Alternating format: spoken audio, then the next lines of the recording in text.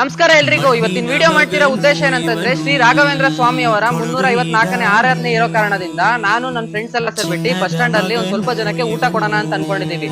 ಬರ್ರಿ ಎಲ್ಲಾರು ಊಟ ಕೊಡೋಣ. ಜನಸೇವೆಗೆಂದೇ ಹುಟ್ಟಿರುವ ದೇವರ ಕುಲವು, ಇವರ ನೆರಳೆ ಬಡವರಿಗೆ ನೂರಾನಿಯ ಬಲವು.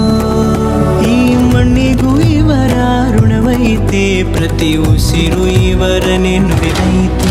ಜಯ ರತ್ನಾಕರ ಜಯ